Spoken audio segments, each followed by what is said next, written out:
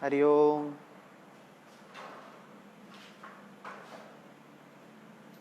प्रार्थना के साथ हम लोग शुरू करते हैं।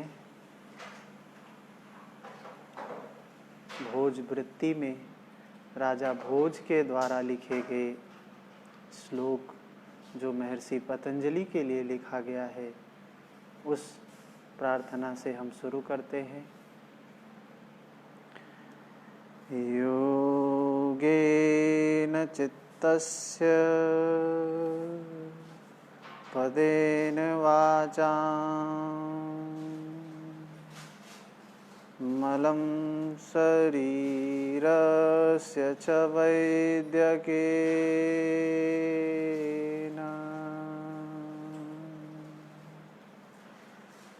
योपाकरोत्तं प्रवरं मुनीनां पतञ्जलिं प्राञ्जलिरानतोऽस्मि।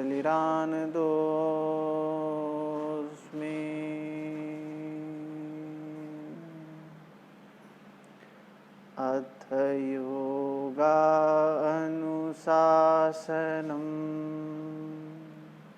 योगश्चित्तवृत्तिनिरोधः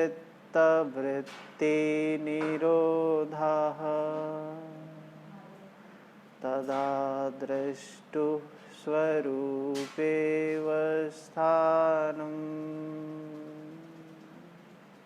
इन सूत्रों को हमने पीछे देखा। प्रवीण जी हरे कृष्णा। पीछे के जो सूत्र हुए हैं, 3 सूत्र पर हम लोगों ने चर्चा किया है। योग क्या है, योग के बारे में महर्षि पतंजलि प्रथम सूत्र में ही बता रहे हैं। उसका मैं अनुसरण कर रहा हूँ। जो शिक्षा है, जो मुक्ति की बात करती है, कैवल्य की बात करती है, वो क्या है? चित्त वृत्ति निरोध। चित्त की वृत्तियों का निरोध है। चित्त की वृत्तियों का निरोध होने से क्या होगा? तदा द्रष्टु स्वरूपेवस्थानम। उस समय दृष्टा अपने स्वरूप में स्थित हो जाएगा। दृष्टा का अपने स्वरूप में स्थित होना चित्त वृत्ति निरोध है। आवाज ठीक है? प्रशांत जी हरिओम। गुलशन जी हरिओम।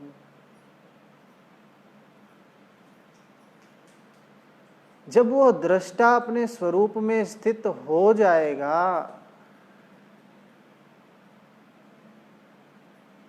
तो मुक्ति की अवस्था आती है, कैवल्य की अवस्था आती है, समता की अवस्था आती है।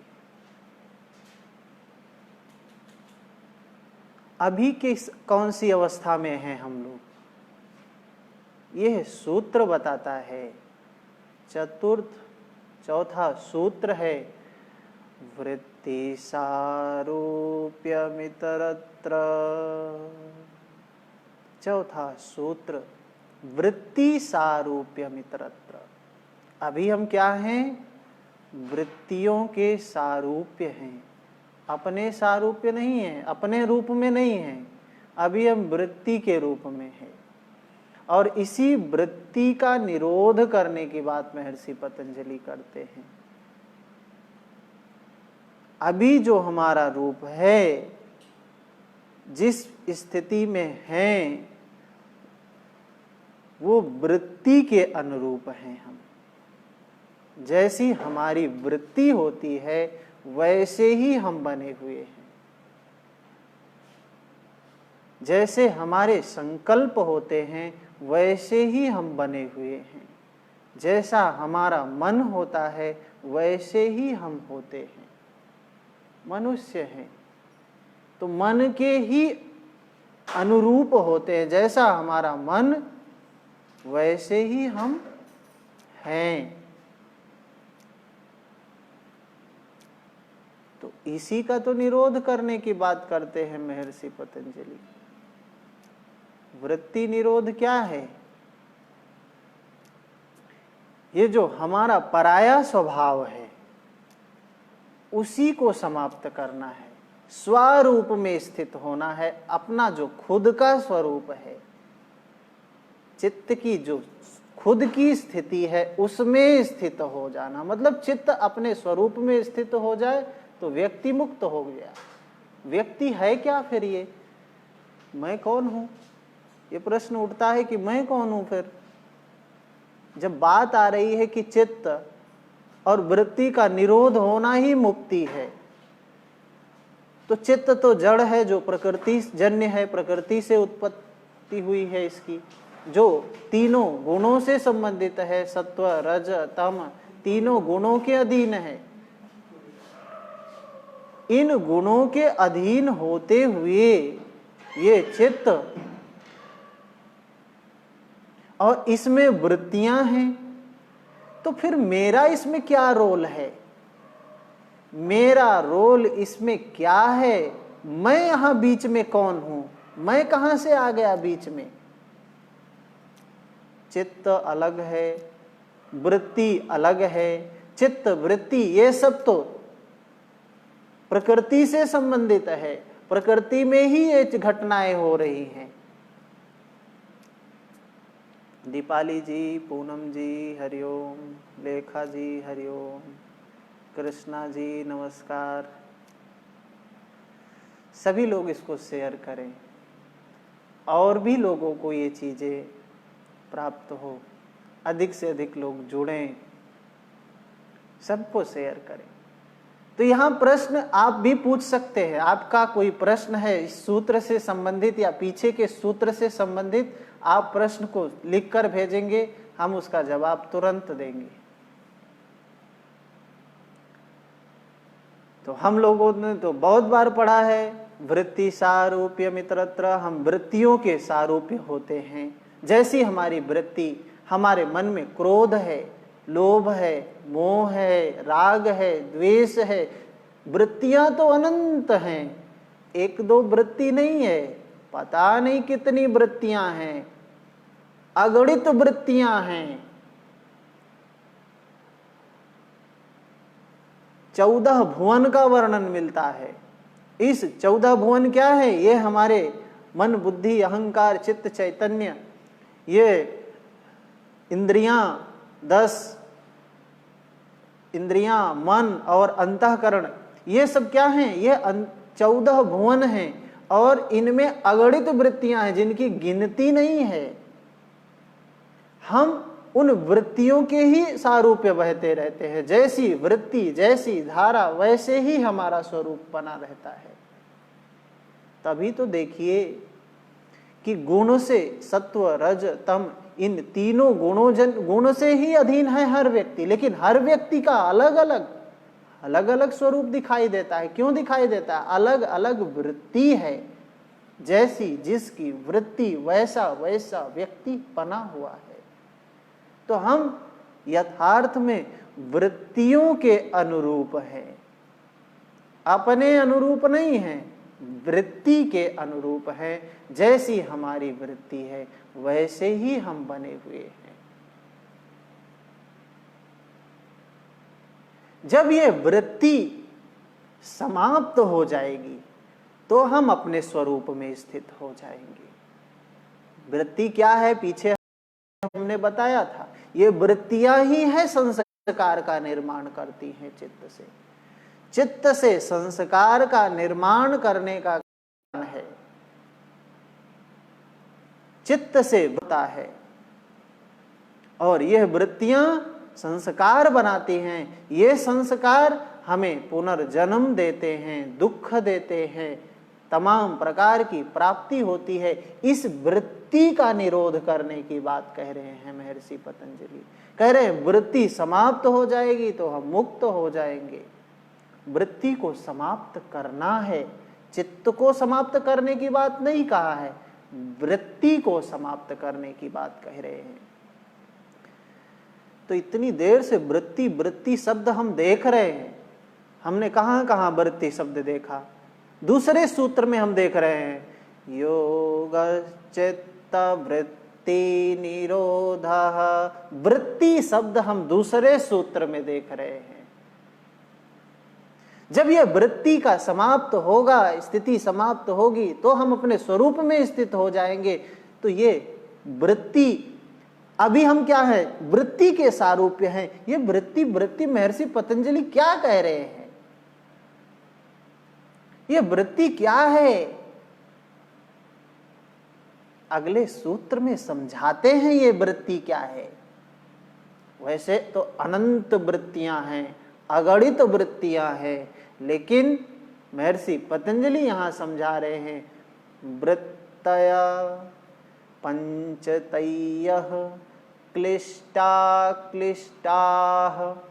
वृत्तियां 5 प्रकार की हैं। ये वृत्तियां क्या हैं? 5 प्रकार की वृत्तियां हैं, जो क्लिष्ट हैं, आक्लिष्ट हैं।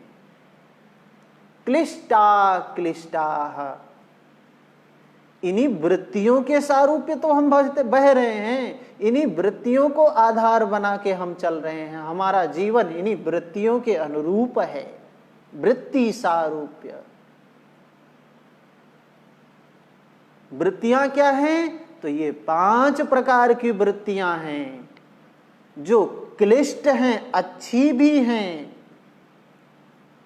क्लिष्ट मतलब बुरी हैं, बाधक रूप में हैं। आक्लिष्ट मतलब सहायक भी है, साधक भी है, हितकारक भी है, अच्छा काम करने वाली है, सहायक है। तो आक्लिष्ट मतलब बाधा नहीं करती है, बाधा नहीं पहुंचाती है। और क्लिष्ट बाधक हैं, अच्छी भी हैं, बुरी भी हैं। वृत्तियां 2 प्रकार की हैं। तो क्या महर्षि पतंजलि ने कहा है कि अच्छी वृत्तियों को बचा के रखना है, सिर्फ बुरी वृत्तियों को समाप्त करना है? ऐसा नहीं है। महर्षि पतंजलि ने दोनों वृत्तियों को समाप्त करने की बात कही है। चाहे अच्छी हो, चाहे बुरी हो, जो भी हो, दोनों को हमको समाप्त करना है। वृत्ति निरोधा, वृत्ति निरोध की बात कह रहे हैं, न कि कहा अच्छी और बुरी वृत्तियों का निरोध करना है। दोनों को समाप्त करना है, वृत्ति शून्य अवस्था लानी है हमें। आगे बताएंगे कैसे वो अवस्था आएगी, आगे बताएंगे वृत्तियां कौन कौन सी हैं, वो 5, उनका स्वरूप कैसा है, कैसे वो अच्छी है, कैसे वो बुरी हैं। क्लिष्ट आक्लिष्ट का तात्पर्य होता क्या है? क्लिष्ट और आक्लिष्ट का तात्पर्य है कि चित्त की वृत्तियां ही, योग का उद्देश्य है वृत्ति का निरोध करना, वृत्ति को समाप्त करना, अर्थात संस्कार को समाप्त करना, अर्थात दुख को समाप्त करना। वृत्ति का तात्पर्य, निरोध का तात्पर्य, योग का तात्पर्य क्या है? वृत्ति निरोध का तात्पर्य है कि दुख को समाप्त करना, बंधन को समाप्त करना, संस्कार को समाप्त करना। तो जो संस्कार को, दुख को, वृत्ति को समाप्त करने में सहायक हो जाती हैं, उनको बोलते हैं आक्लिष्ट वृत्तियां। जो क्लिष्ट नहीं हैं, सहायक हैं। जैसे तमाम हम काम करते हैं, मंदिर जाते हैं, पूजन करते हैं, अर्चन करते हैं, वंदन करते हैं, तमाम प्रकार के पूजा पाठ, व्रत, उपवास, धार्मिक कार्य, ऐसे ऐसे काम करते हैं जिनको हम कहते हैं पुण्य मिलता है, पुण्य मिलता है। वो क्या हैं? वो भी वृत्ति हैं, आक्लिष्ट वृत्ति हैं। आगे हम देखेंगे 4थे पाद में महर्षि पतंजलि कर्म के बारे में बताते हैं। योगी का कर्म आशुक्ल आकृष्ण होता है, जो न पाप देता है, न पुण्य देता, न पाप होता है, न पुण्य होता है, कुछ भी नहीं होता है। मतलब वृत्ति शून्य अवस्था। अधिक से अधिक इसको शेयर करें। अभी 9 ही लोग जुड़े हुए हैं। बताए हमारी क्लास में करीब 25-30 संख्या लाइव रहती है। फेसबुक पे लाइव 9 लोग जुड़े हुए हैं। तो इसको अधिक से अधिक सबको शेयर करना चाहिए ताकि सारे लोग जुड़ सके। ये संख्या हमको 100 के ऊपर ले जानी है, 100 से अधिक लोग लाइव जुड़े। बाद में तो देखते ही हैं, जो लोग बाद में देख रहे हैं प्रयास करें लाइव जुड़े, क्योंकि एक ही 2 ही सूत्र उठा रहे हैं, एक सूत्र पर ही चर्चा कर रहे हैं और पूरे 20 मिनट की चर्चा से ज्यादा नहीं है, 20 मिनट से ज्यादा चर्चा नहीं होगी इस पर। आपके जो प्रश्न हैं लाइव आप प्रश्न को लिख के भेज सकते हैं, हम आपके प्रश्न का पूरा जवाब देंगे, आपको पूरी तरीके से समझाने का प्रयास करेंगे। और क्लिष्ट वृत्तियां कौन हैं? जो ये दुख मुक्ति में, चित्त वृत्ति निरोध में, बंधन से मुक्त होने में जो बाधा पहुंचाती हैं, मुक्त होने नहीं देती हैं, जैसे लोभ, क्रोध, मोह, राग, द्वेष, क्लेश, अविद्या, ये सब जो कुछ भी है ये सब क्या है? बाधा पहुंचाती है, चित्त वृत्ति निरोध नहीं होने देती है। तो इसको क्या कहा? क्लिष्ट वृत्तियां हैं। तो क्या 5 क्लिष्ट है 5 अक्लिष्ट हैं? नहीं, प्रमुख प्रकार तो 5 ही है। ये पांचों में कुछ, ये पांचों ही क्लिष्ट भी हैं, अक्लिष्ट भी हैं, अच्छी भी हैं, बुरी भी हैं, दोनों हैं। ये वृत्तियां सिर्फ ऐसा ही नहीं कि अच्छी ही अच्छी हैं, हितकारक ही हैं। ये वृत्तियां अच्छी भी होती हैं, बुरी भी होती हैं। ऐसे ही इस समाज में, जगत में जो कुछ भी है, जो कुछ भी है, सबका 2 भाग होता है, एक पॉजिटिव एक निगेटिव, अच्छा और बुरा, दोनों के मेल से एक का निर्माण होता है। पूर्ण हम तभी होते हैं जब दोनों पक्ष एक हो जाते हैं। तो यहाँ दोनों को समाप्त करना है, बंधन को समाप्त करना है, दुख को समाप्त करना है, तो दोनों को समाप्त करना है। मुक्ति प्राप्त करनी है तो दोनों वृत्तियों को समाप्त करना है, चाहे वो क्लिष्ट हो चाहे वो अक्लिष्ट हो। आगे के सूत्र में हम लोग एक एक वृत्ति पर चर्चा करेंगे। वो 5 वृत्तियां महर्षि पतंजलि बताते हैं। कौन कौन सी है? प्रमाण, विपर्यय, विकल्प, निद्रा, स्मृतयः। 5 वृत्तियां हैं। प्रमाण है, विपर्यय है, विकल्प है, निद्रा है, स्मृति है। यह 5 वृत्तियां हैं। इन्हीं के सहारे ये चित्त से संस्कार निर्मित होते हैं। ये वृत्तियां ही माध्यम बनती हैं। जो 5 वैसे तो हजारों प्रकार की हैं, अगणित वृत्तियां हैं, सैकड़ों प्रकार की हैं। तमाम लोगों ने, भगवान बुद्ध ने, महावीर ने, तमाम ऋषियों ने अनेकों वृत्तियों का वर्णन किया है, लेकिन महर्षि पतंजलि सार की बात करते हैं। तो सार रूप में कहते हैं प्रमुख प्रकार 5 है। एक एक प्रकार पर हम चर्चा करेंगे आगे की क्लास में।